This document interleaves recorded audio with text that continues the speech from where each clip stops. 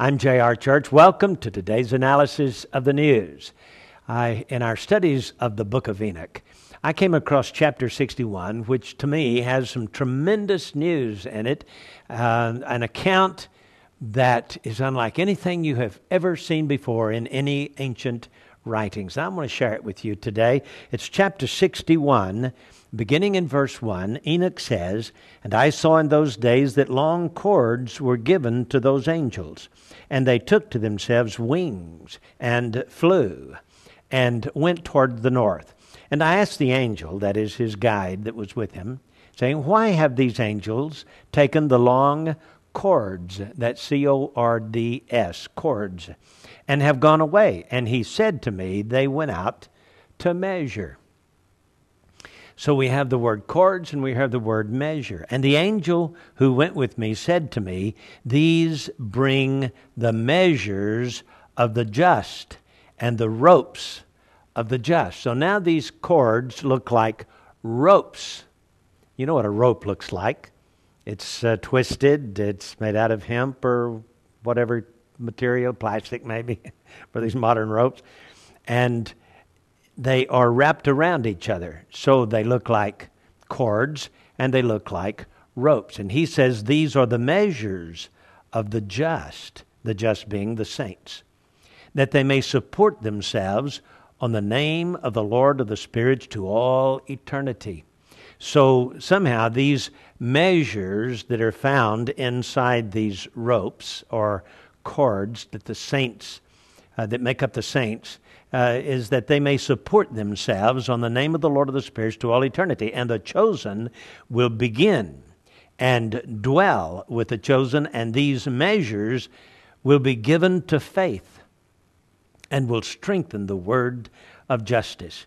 And these measures will reveal all the secrets of the depths of the earth, and those that have been destroyed by the desert, and those that have been devoured by the fish of the sea and by the beast, that they return and support themselves on the day of the chosen one. For none will be destroyed before the Lord of the spirits, and none can be destroyed. Now, it goes on to say, "And then receive a command, all who dwell in the heights of heaven, and one power and one voice and one light like the fire was given to them." This is Resurrection Day. Understand, on the day of resurrection, these angels will be going throughout the earth, and they will take with them these little cords or ropes. It looks like ropes. And they are the measure of the just, the saints. And the angel goes on to explain, if a saint is devoured by the fish of the sea, not to worry. Nothing can be destroyed. He will be resurrected whole. If he's been destroyed by the desert, that is, his bones have bleached, and there's nothing left but sand. The scripture here, or that is the book of Enoch here, says not to worry, for none will be destroyed. They will be resurrected complete. He goes on to say, if they've been eaten by beasts, they still will return and support themselves on the day of the chosen one, that is the Messiah. So what this is saying is, this is Resurrection Day. And these saints will be resurrected according to the information contained in these cords or ropes. Now, listen, folks. Nothing like this is written anywhere else in any ancient writings. So what could this mean? It was in the 1950s that scientists discovered the double helix DNA. In fact, some have been put under electron microscopes and have been seen. They look like cords.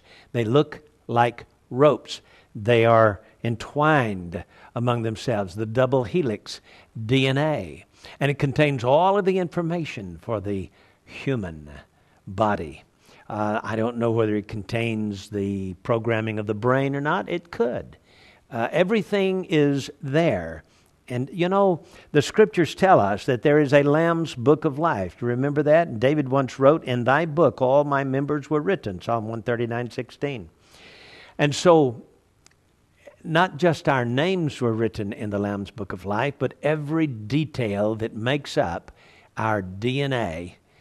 You know, DNA is made up of 4 ingredients, and scientists have called them A, C, T, and G.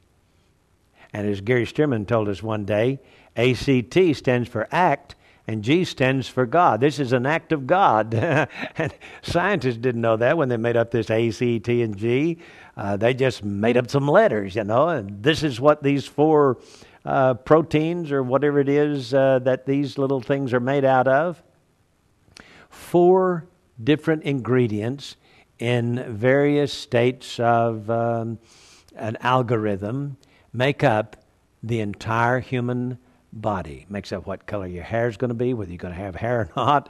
Makes up where your nose is going to be placed, right there in the middle of your face. Your ears on either side, and all the connections to the brain. Everything about us is recorded in this DNA. You see, we're not just a bunch of protoplasm thrown together. No, we are designed by the great designer, and all of our design